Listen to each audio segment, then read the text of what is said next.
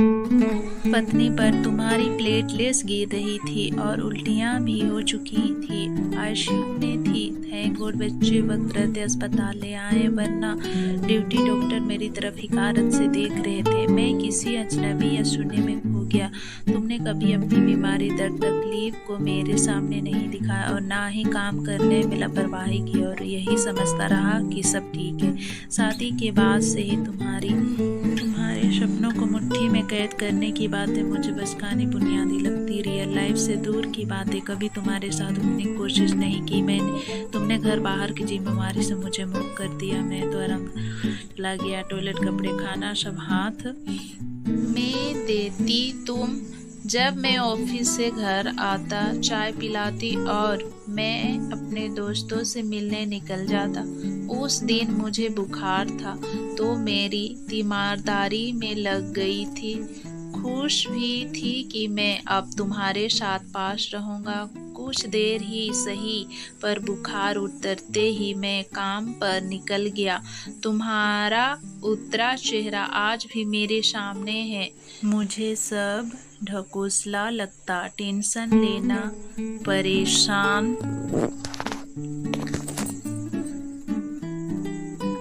होना, बच्चों को एक्स्ट्रा एक्टिविटी में भाग दिलाना, उनके लिए भाग दौड़ करना। तुम अपने सपनों व भावनाओं को मार कर मेरे साथ हर क्षण खुशी से बिताना चाहती थी। निवर्कर सा मैं काम में ही डूबा रहता, या कभी समय मिलती भी तो मित्र, नस्ते, रिश्तेदार ही मेरे लिए विशेष रहे।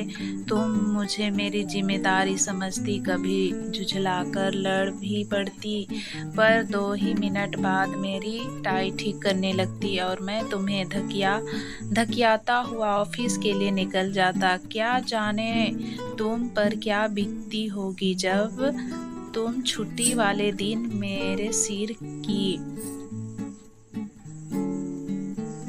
तेल मालिश करती तो मुझे अपनी किस्मत पर नाज होता। लेकिन तुम्हारी चाट की फरमाइश पर तुम चटोरी बोल दिया था और वो तुम्हारी आखिरी फरमाइश साबित हुई। उसके बाद से तुमने मुझसे कभी कोई चीज़ नहीं मांगी। तुम्हारे आंसू जैसे मेरे ईगो को ही बूस्ट करते, और मैं सोचता औरतें आंसू लाकर पुरुषों को डराने की कोशिश करती है, पर मैं फंसूंगा नहीं तुम्हारे निष्काम कर्तव्य पालन। और नतीजा यह हुआ कि बच्चे तुमसे जुड़ते गए और मुझसे दूर होते गए।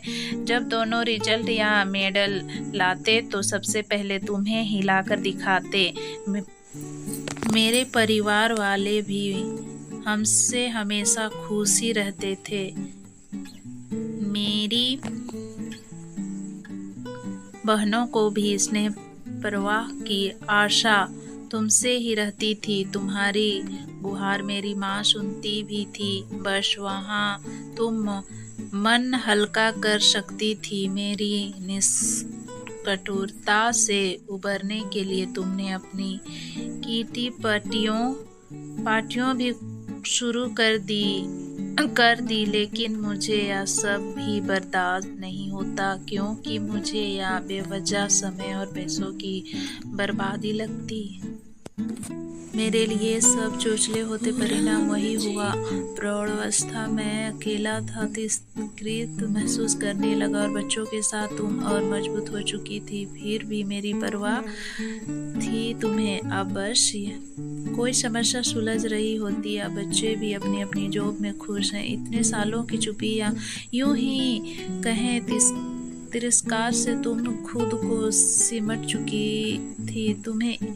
तुम्हें 3 दिन से चढ़ रहे बुखार को भी मैं देख नहीं पाया हुआ। जब रविवार को मेरा बेटा आया, उसने तुम्हें एडमिट करवाया। अब तो बच्चों को भी हर पल उनकी माँ को नकारने वाली वस्तु लगने लगा हूँ। लेकिन मैं जानता हूँ कि तुम मुझे अकेला छोड़कर नहीं जाओगी। जिंदगी भर मैं खुद को तृप्त समझता रहा और तुम तृषित रही। आज मैं तृषित हूँ, तुम तृप्त दिखाई दे रही हो।